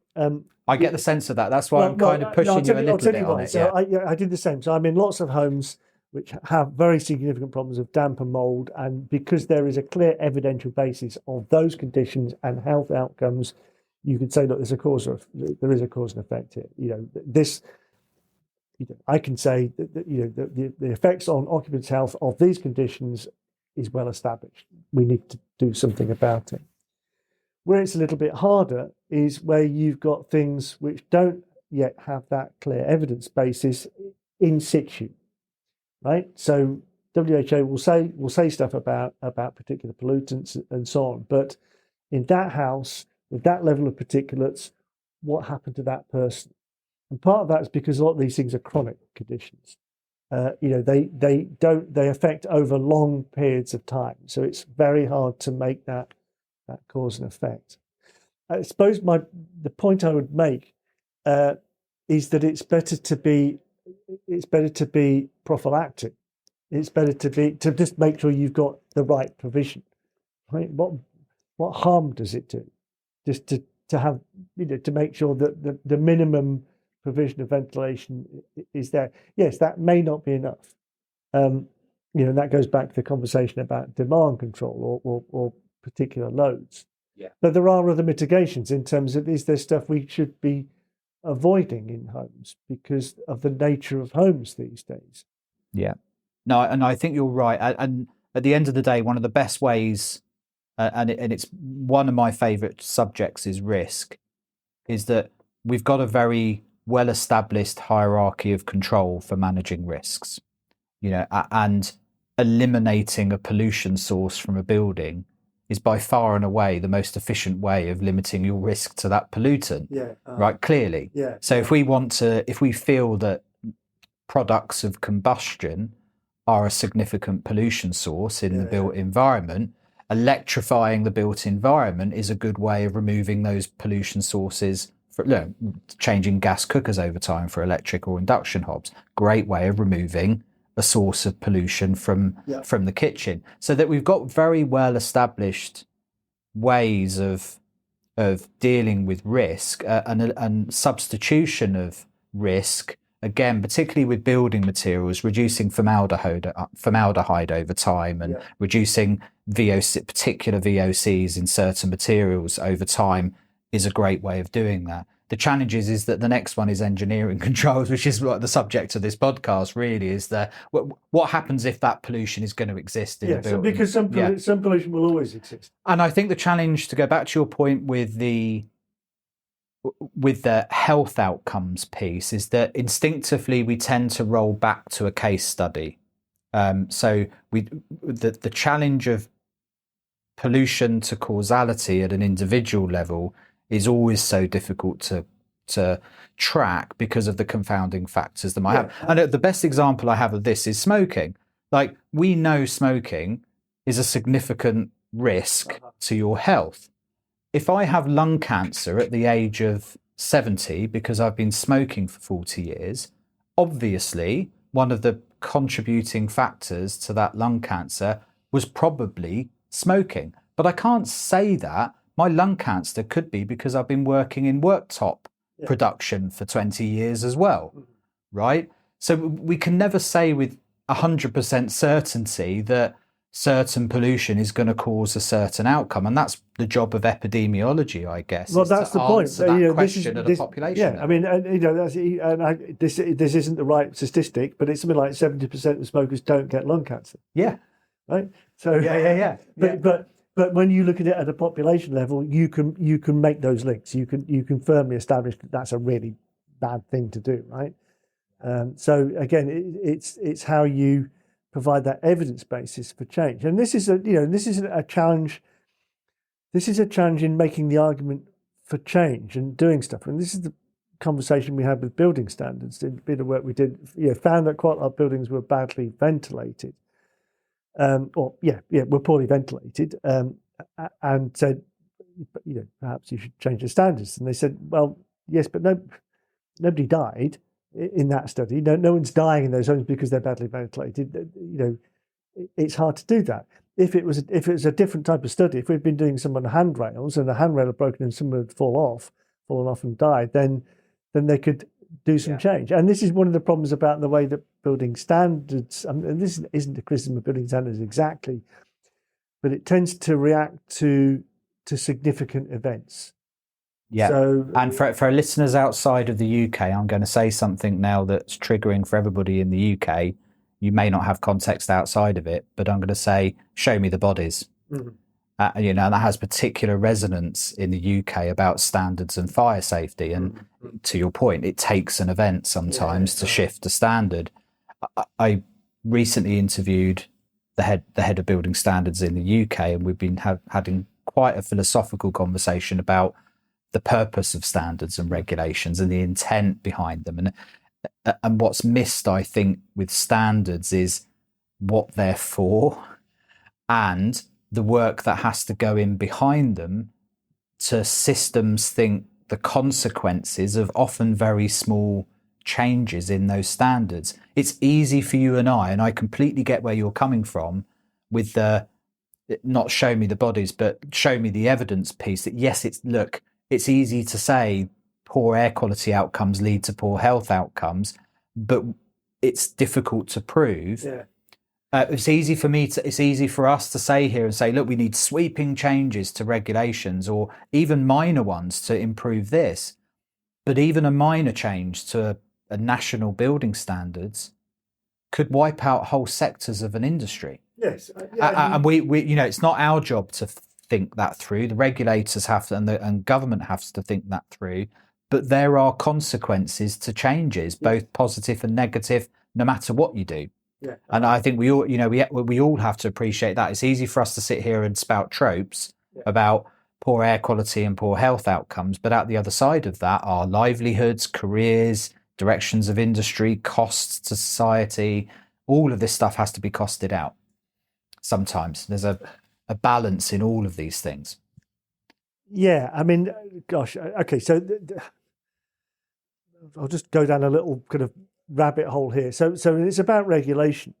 So one of the sort of problems about regulation is that it's entirely well intended and well meaning, and it's right that we have regulation, right? That's the first thing to say. One of the issues, however, is that the regulation becomes the standard, becomes both the minimum but also the maximum standard, and that's a really big problem. The other thing is that what the guidance to regulation does is become the standard as well. So for people designing buildings, as long as they have done what the guidance told them to do, their hands are clean, right? They've done what they were told to do. And in my view, that slightly infantilizes design in a sense that it takes the decision making out of design. It just becomes a specification thing. And if you've ticked the box to say the fan will do 30 litres per second at a design stage, problem solved. No one is trying to think about the problem as a system, as an operation. So I think that's a challenge. I think the other thing to say about regulations, it's a bit like, so 70 mile an hour speed limit is the regulation, right? So the people who make the regulation don't necessarily stand with speed cameras. Right? They just say it's better that we don't drive faster than 70. There may be some people whose job it is to try and catch people doing that, and so you might equate that with building standards people who, at a point of handover, will check that the thing is the equivalent of not, speeding, if you know what I mean. But fundamentally, the person who owns the building is the person who is speeding, right? Who's owning a building, running a building which doesn't comply with building standards. So it's sort of their problem. So the reason I'm saying that is because I think those people should be asking more questions. I think we talked about last night. They should be asking more detailed questions of their designers, their contractors, about what it is they are producing for them. Is it going to work? How do I keep it working? How do I make sure that people understand how to work it? Because I think that's a bit which is missing. Just ticking the box to say the fan is there and it's been installed, it isn't enough.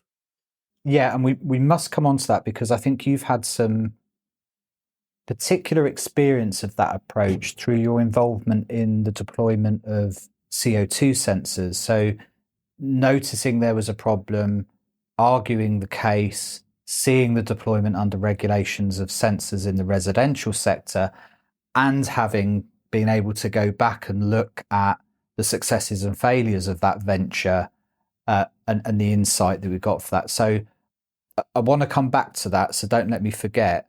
But we're going to keep talking for hours here and not get through our list of questions, which I knew was going to happen.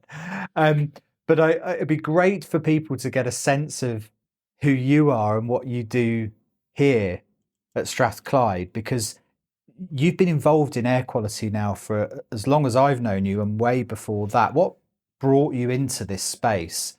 What's your background, and how have you ended up as a professor doing what you do now here? I think it'd be really interesting for people to understand that trajectory a little bit. Yeah. Okay. So right. So I trained as an architect, did architecture courses. At the end of it, I went and did a PhD, which wasn't the normal thing you do. You normally go into practice, but I then went back into practice after I'd done my PhD. My PhD was about participation design, and at that point, the stuff which was happening is there was lots of stuff about post-war housing failing in various ways, and the big problem was, after the fuel crisis, poorly performing homes, big problems of damp and mold. So the practice I worked for was called Technical Services Agency. It's almost like a little bit like an architectural version of legal aid. So we were publicly funded or differently funded. So we would do free works for tenants organisations to give them advice about what's going wrong here, what's a mitigation, how can you fix it. And there were big challenges because most of it was council housing. There was big pushback, and again, it was that it's behaviour, it's lifestyle, all that kind of thing. We said no, there's a technical problem here. There's a big thermal bridge. There's no insulation, no ventilation, and so on. So it's trying to explore what the technical challenges were about making buildings more energy efficient, warmer, all that kind of stuff. So one of the interesting things which happened at that point, I mentioned it earlier, is that there was some work done which started to look at the health impacts of those damp and mold houses and made very clear causal relationships between houses with damp and mold and outcomes, particularly in children. So one of the things which happened then is because people could make that link, they started taking their landlords to court and winning, right? Because it was an open and shut case in a sense. Look, this house is damp and moldy. My kid's really ill. He's got asthma, COPD, whatever. Fine, you need to fix it. And when it started to cost people a lot of money, there became an incentive to try and find solutions. So that led actually to a lot of changes in building standards, improvements in thermal performance and all that kind of stuff. So that became a journey into trying to make buildings more energy efficient. So that was probably what the sort of main thrust was a long time. But ventilation was always a key part of that, because the thing that we always knew is that part of efficiency is ventilation is a big component of energy loss. So you had to get that right because there are these other effects. So that ventilation was always a big bit of that. So I was at the School of Art then, and my colleague, Professor Colin Porteous, we ran a research unit which did stuff on, it was called environmental architecture, which was deliberately a broad term to encompass things which were sort of eco or before sustainability was a word, energy efficient, but also the health dimension was always really important in terms of what are those impacts? When was this? The time frame was? So that unit kind of, oh gosh, when was it? I mean, it's maybe 25 years ago. That unit was first initially. So we did lots of projects for housing associations and various kind of people, and it was about how do we make buildings more energy efficient, and it was technical, and a lot of it was solar and like. One of the things that we always did with those projects is that we always, because we were doing them as research projects, we always went and monitored them. So if someone was doing some intervention, it's a solar space, sun space. One of the big projects we were first involved in practice was East Hall Solar Demonstration Project. Still exists to now. So if you look at it, it's sort of equivalent to Passive House, but this was 1980, 1985, something like that. So the monitoring of the building, of the end thing was always a really big thing. And so we were always sort of looking at that. And one of the things which changed, sort of, I guess, when was it, 2012, 13, 14, something like that, what was then the Technology Strategy Board, now Innovate UK, ran a big program on building performance evaluation. And they were looking at, there was Code for Sustainable Homes then and Passive House, and a lot of innovations in making buildings more energy efficient. So we got involved in quite a lot of the projects there, and I was one of the evaluators on that program. So we were going and looking at innovative low energy buildings to see if they were doing the business, and a lot of that was about building performance. And so it was looking at energy, but when we were monitoring those buildings, we were also monitoring ventilation, and it was a bit eye-opening. We were seeing really poor ventilation across the piece, consistently, and so that took us down the rabbit hole of, right, why is this happening? What are the problems? So that took us into this whole remit of ventilation and health. So we established a network. My colleague Gronnie McGill, we established a network. It's called Health Effects of Modern Airtight Construction. I remember it. Yeah, it's a slightly contentious title because it should have really had a question mark at the end of it. But it was looking at that. So the important thing about that network is that it brought together other disciplines. So we're bringing kind of people from medical and clinical backgrounds, and that was the first time I met Kath Noakes, actually. Exactly. So she was part of that, and there was people who ran asthma clinics, and so it's trying to get this bigger picture of that.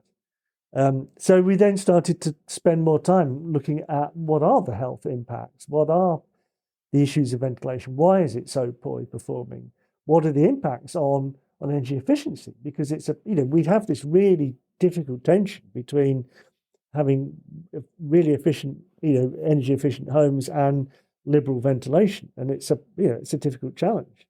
One of the questions I often have is what's worse, if you've got a building which is thermally very poor, it's going to be a difficult environment. It's going to have problems with damp and mold. So I'll make it better insulated, it's warmer. So it's going to be better from that perspective. But if it's poorly ventilated, does that undermine the health effect?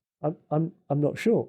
I think it's better to have a warmer building, frankly, to begin with, and then look at those things. Anyway, so that's where that all kind of ended up. And then, of course, one of the things that happened, we ran quite a lot of projects which did that sort of stuff.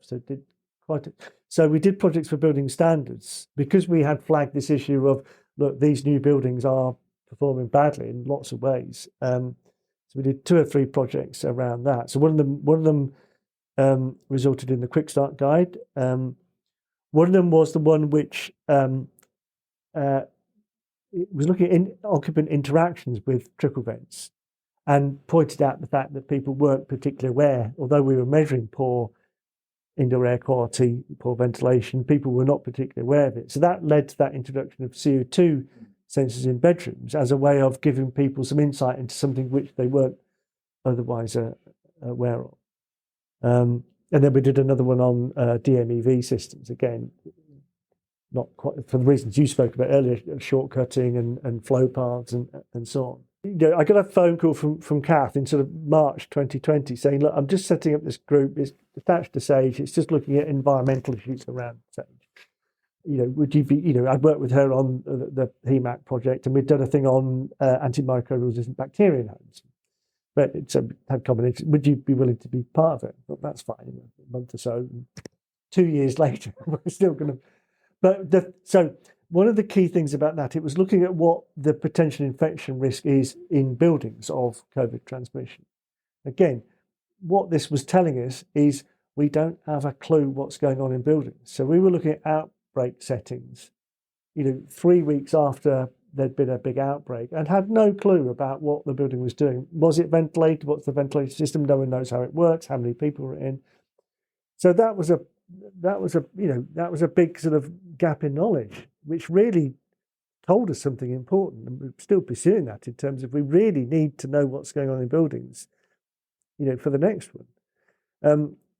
Part of that is that we got involved with the Protect project. So this was funded sort of through the Health and Safety Executive, and it was a whole series of things looking at risks around COVID. But the bit that we were looking at is what was going on in some particular building type. So various places. We did stuff in food production sites because they were continuing to run over COVID. So what's the risk there? And that was quite interesting. So we saw some big outbreaks, particularly in refrigerated food production places so and things, didn't the issue was being that everybody's still having to do food production. So what's the risk there? What's interesting there is that, yes, the factory floor is fine. Everybody's got the hats there. It's well ventilated. It's stuff like that. And then the whistle goes and everybody goes for lunch. And it's a bit like that opening scene in The Simpsons, when he's in the nuclear plant and the bell goes and he takes his hat off. It's like everybody goes and sits in the canteen and chats to each other. So it's those sorts of things which were interesting. But we did other places. We did stuff in prisons, in care homes, in primary care spaces. Again, looking at just monitoring the performance in terms of ventilation, and frequently finding poor ventilation in these spaces. And today, ventilation and air quality isn't your only gig. I mean, well, broadly, if I was to ask you what your job is today, I mean, what are you both researching in general, and what is your role here? Well, yeah. So part of that story is that I'd worked at the School of Art in the Department of Architecture there, which is where I'd set up MIRA, Macintosh Environmental Architecture Research Unit. So I'd ran it for a number of years. I was a graduate at Strathclyde, did my PhD here, and we worked closely with lots of people here, colleagues in Esru and other places, so knew it very well. In 2019, I got a call saying, look, there's a head of department gig going. Are you interested? And cut a long story short, I decided to come. Not a bit like kind of coming back. So the kind of sting in the tail is that I started as a head of department here in end of February, middle of February 2020. So 3 weeks later, we're all online. And so there's people I didn't meet for 18 months. But my role is head of architecture. And a part of that gig is really trying to get the department more engaged in research. We're part of an engineering faculty. It's a research-driven institution. I think architecture has some big roles to play in terms of it's where a lot of individual disciplines connect. Engineering, social science, humanities, behavioural science, all these things, they all work in buildings. You need a multidisciplinary approach to that. So yeah, that's my day job, is running the department and doing other research projects. Perhaps a slightly contentious question to ask you is, recently heard a talk from Sir Stephen Holgate at the Institute of Air Quality Management Conference, and he said something that resonated with me, was that if, and there is an if, but if the evidence suggests that air quality has an impact, whether it's ambient or internal, it has the potential to have an impact on every organ of the body. It's a significant challenge for health and well-being in society, that the medical community needs to step up at this stage, that it's not actively enough involved in the outcomes here, that it's taken too backseat a role. And I would agree with that. There's a multidisciplinary element to the built environment that we need to pull in. Could you make the same argument of architecture an architectural practice that it's taken too much of a backseat role in outcomes in the built environment, that it needs to step up in some way. And because, as you say, it's a central point at which a lot of the technical aspects of the built environment come through. It's a conduit for outcomes. Has it been missing in some way here? If we're seeing such poor outcomes from a ventilation perspective, regardless of whether we can link it to health or not, but if genuinely 75% of our homes probably aren't ventilated well enough, does architecture have a role to play here that it's not to date, do you think? Yes, no, it absolutely does. But the problem is a different problem, right? So a problem is how a lot of procurement works for architectural practice. So it used to be something like, I can't remember the exact figure, but something like 50% of architecture used to be people in public architecture, in local authorities and councils and stuff like that. Pretty much all architecture now is private practice, commercial practice. So they have a significant commercial imperative. One of the things, I mean, there have been quite a lot of changes in the way that architecture is sort of managed and organised and so on. And you might, as a generalisation, characterise that as a lot of things becoming sort of parcelled out as specialisations. So, architects used to do a lot of stuff, but now, M&E engineers, structural engineers, project managers, the BIM specialists, the BREEAM specialists, all this kind of stuff. One of the challenges is that architects don't get paid very much. When I worked in practice, the RIBA had mandatory fee scales. So if I was doing housing, there was a level of fee which I had to charge, and I couldn't handle less for it, which meant I had sufficient resource to do the job properly. When those fee scales were abandoned, it becomes a competition now. So it sort of becomes a race to the bottom in terms of small fees, which means that people really don't have the time available to spend doing the detailed stuff. So they therefore inevitably tend to rely on others. So if someone's doing something about ventilation, they probably rely pretty heavily on the manufacturer to do some calcs and stuff like that. So there is limited resource for people to spend the time, but the chicken and egg situation there is that people therefore haven't got those skills anymore. They're not doing that type of stuff. Is part of that a perception problem? Is that when we think about architecture, we think about large practices, famous practices, named architects.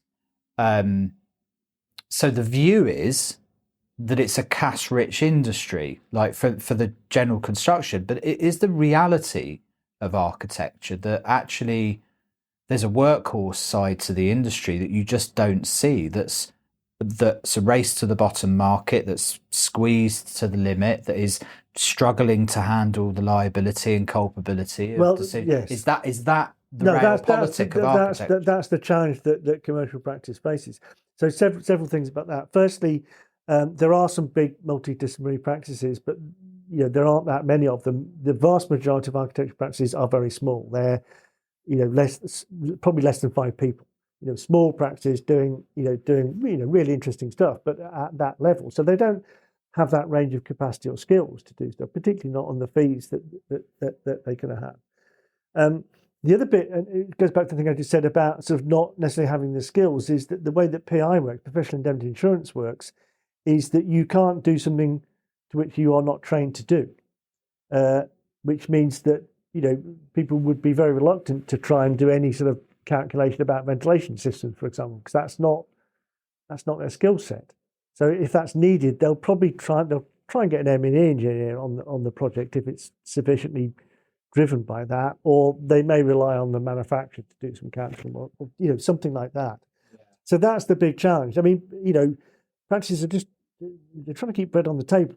Yeah, and the view of architecture has typically been your black polo net wearing, thick rim glassings, arty design person that draws nice shapes. That it isn't a particular apart from the skill of drawing, that it isn't a particularly technical endeavour. Well, I mean, that's the kind of public view of it, or the trope of architecture is that kind of artist. But these days, it's such a technical endeavor that it's become specialist within itself, not just the outsourcing to engineering and surveying and some of the other parts of this, but actually within architecture itself.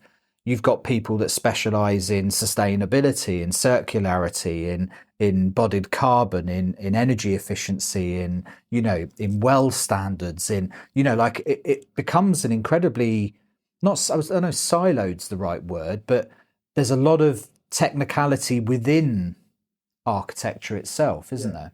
I mean, there is. I mean, one of the things about architecture is that it is an extremely broad church. Yeah. So we may be banging on about architects need to know much more about ventilation design, but someone in the other room is saying architects need to know much more about structural engineering, and someone else is saying they need to know much more about space, about planning and placemaking. And do you know what I mean? So there are lots of things that architects need to know a lot about, and that's one of the very rich things about architecture education. You get to see a really broad set of stuff, but it means you are dealing with a breadth of knowledge rather than a specialization.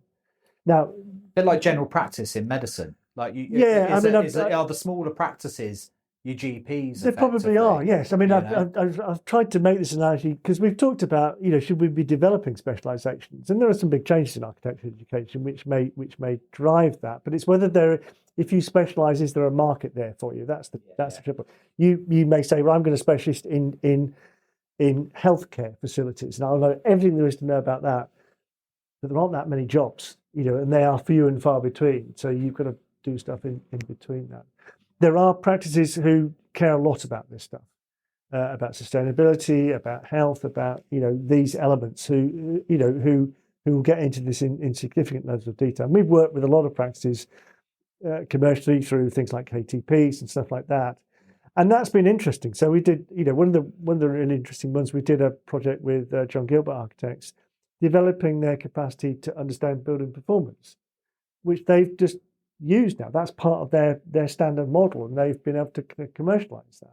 I was going to raise them because they're literally spitting distance from here, yes, and they're a very good example of an architect practice that may not specialize specifically in certain elements, but have specialized generally in sustainability and heritage in a certain pocket within architecture. When I was talking earlier at the start about that stuff in the sort of 70s and 80s, so there is a thread there. So one of the really early researchers here was Raymond Young, who he was the first person to look at retrofit of tenements in Glasgow, because they were all being demolished. And he said, well, no, we could retrofit them. Stuff.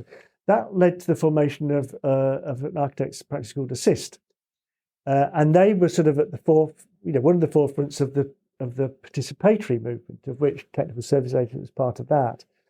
And then that morphs into the Housing Association movement, which morphs into Scottish Homes.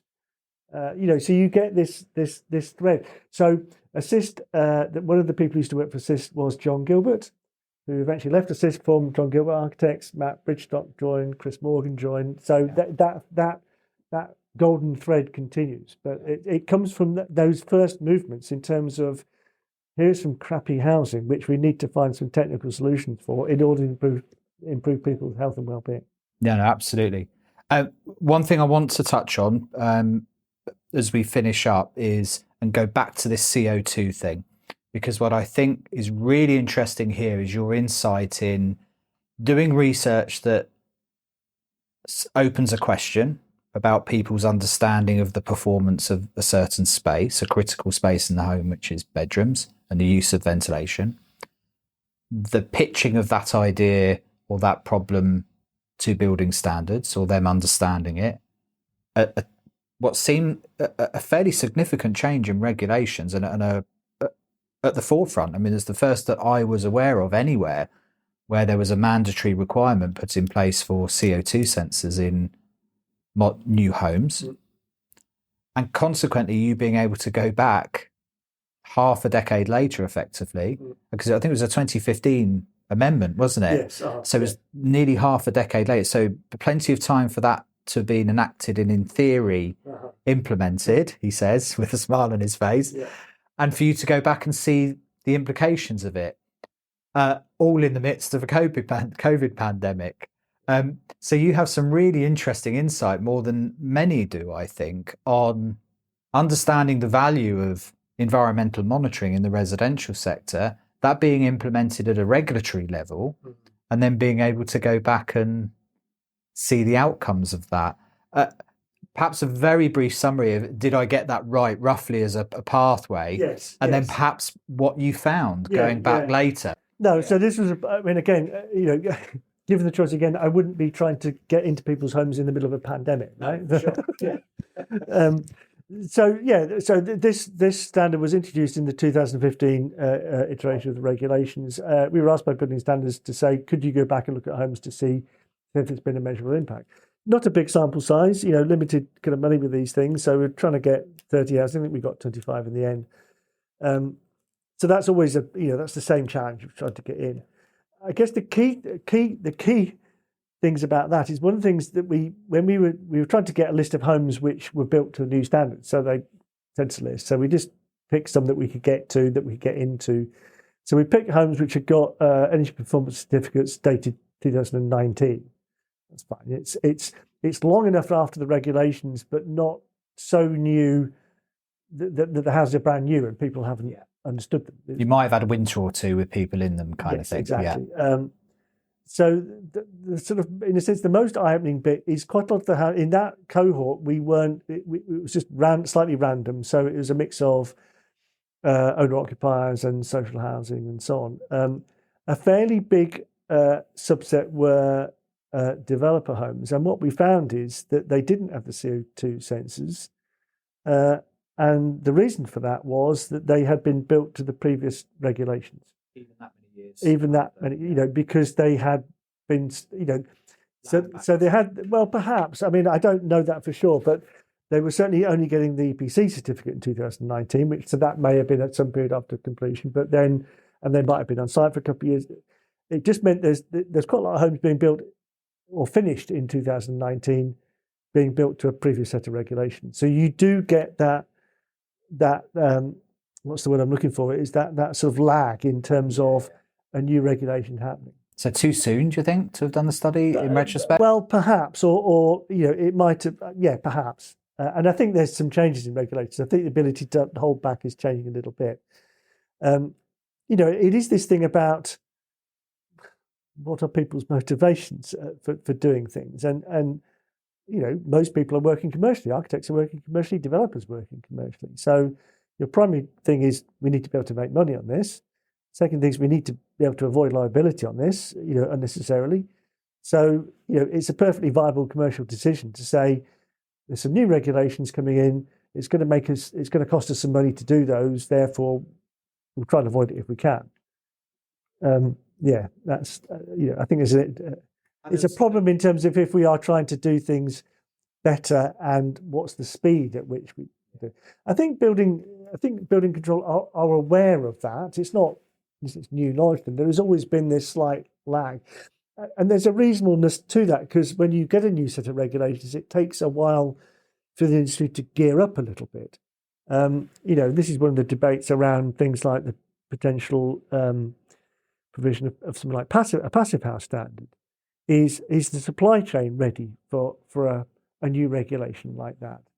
The flip side of that is that people will only develop that supply chain if they're guaranteed a market for it. Yeah, and at any point, some will be and some won't be. So again, perfection being the enemy of the good. But I mean, there were some, I wouldn't say definitive outcomes from the study, but because obviously there was a challenge of COVID, but there was certainly some insight, shall we say, from that about people's perception of what CO2 sensors were, whether they used them or not, whether they understood the link between what was happening and the space. What's your general feeling? So my general sense of it is that because the numbers we had, this is more of a kind of case study rather than a statistical thing. But there were some people who weren't sure what they were, and didn't seem to have had any advice, or the handover process didn't explain what they were, and so they weren't particularly aware of it. Those people who did know what they were for, actually were positive about it. They said, no, I look at it in the morning, I open my window, they do some stuff. People were responding to the availability of that information. Interesting. And we've seen that in other places as well. If you give somebody something, which tells them something, then they will act on it. They will act on it within the parameters of which they are able. You can't manage what you can't measure. So if you give somebody the tool to see the outcome of something, you give them a chance at least. If they don't have that, they don't have that chance. I mean, we had a little bit of this sort of during the pandemic as well, in terms of advice about managing ventilation. And part of it is people are balancing things. So primarily, people are balancing their thermal comfort and energy consumption against ventilation. So things like, CO2 is high, I'll open my windows for a bit, but I can't keep it open for very long. But at least I can do something. You give them that tool. Exactly. So yeah. So well, the good news is I'm here visiting with you in Strathclyde. As it happened, I went and saw a new development with a local authority there yesterday of some 60 or 70 homes, and CO2 sensors were in all of the master bedrooms, working away. And I suppose the question is, did the people who lived in those homes know what they were for? And several questions. Like, did they know what they were for? Had they been given advice about what to do if levels were high? What did all the equipment they have in the home work? That's the systems. Absolutely, yeah. And I don't know, because this was a show home, so there was nobody in this particular one. What I can tell you was that the VOCs were very high in the property, because everything was new, furnished, and actually your eyes were watering by the time you came out. I think there's an argument for high ventilation rates in the first year or two of new builds, for sure. And that's a conversation for another day. But I think it's interesting to see, because there aren't many other jurisdictions where you'll go into bedrooms and mandatorily see CO2 sensors in those rooms. Do we know if the types of sensors that are being deployed have any capacity to record those numbers? I mean, that was one of the sort of debates around the time, is that really needed to be as easy, and as low cost measure as possible at that time, because it was a bit of an experiment in terms of it was seen to be that this is quite a cheap way, I suppose, quite a bearable way for the industry to do something which might have an effect, rather than changing the size of trickle vents or making some physical change like that. But I mean, one of the things is the ability to do that is now much cheaper and easier than it ever was before. We're working with a number of organisations. We're doing stuff with ACO, so they are putting sensors into social homes. And one of the reasons for doing that is, for the landlord, it's a useful tool for asset management. They can see which of their homes may have poor performance, so that they can deal with the problem before it starts. And then the other thing is that it's also a tool for occupants, with the phone, with the app, to say, it's the ventilation's not very good, I should maybe open a window or turn the fan on or something like that. I've been making the case to developers for a long time that if they deploy environmental sensors, they're part of the broader picture. Again, to use a car analogy, a car manufacturer will deploy sensors that others use because it has value to others, but it enables them to capture data that enables them to improve their product through iteration over time. So when you take your car for a service, the guy plugs it into a computer, he uses that to provide a better service, but that data also goes back to the manufacturer to help them understand how to improve bearings and fuel pumps and everything else, right? We don't do that in housing, but as we start to move into this world by regulation and by demand through things like social housing sensors, there's value downstream to that data. And clearly there's going to be value to that data. There's also value upstream to that data. But if you're not the one deploying those sensors, you're going to find it very difficult to access that data downstream. Whereas if you're the one deploying those sensors, you can provide that data for people downstream, and you're more likely to have access to it or be part of the ecosystem. And I think this is the big question, is that I think undoubtedly we're moving to a place where this becomes less about whether your building was compliant at the point of handover, and will become increasingly about the ongoing performance of those spaces. Yeah, I mean, I think that I think that's an important point, which is that just because something complies, on the desk, doesn't mean it complies in practice. And what we should really be interested in is, does it do what it says on the tin in use? That's challenging because there are multiple variables which affect that performance, and occupancy and behaviour are a significant part of that. That's not a reason to do it. All that does is give you an understanding. What the data will tell you is what we want to know what, but there is also the why of that, and I think that's important also. And the risk is if you don't become part of that, you lose control of it. Others will do it anyway. And answering questions about performance gaps without access, with other parties having access to the data and you not, is a much more vulnerable position to be in. And that's the reality of the world we're in. And you and I have both been involved in cases where the providers of a product, housing or whatever, are fighting the cases, and other parties have access to environmental data and going, you sold me, or I'm living in or renting something that's not performing. Here is the data. And it becomes a very uncomfortable place to be as the provider of housing when it's not just anecdotal of one person saying, I don't think this home is healthy, where you're looking at spreadsheets of data points, that says so. It's a different world for sure. I think, some of this is also the ability to be preventative about stuff. And I sort of meant to say that in terms of ventilation provision, it's not just solving a problem; it's preventing a problem from happening in the first place. But certainly, the ability to use data to stop something bad happening in the first place is highly vulnerable. It's not how a lot of the world works, because often if you make a very cynical medical analogy, it's better to find treatments than cures. Or, you know what I mean? So,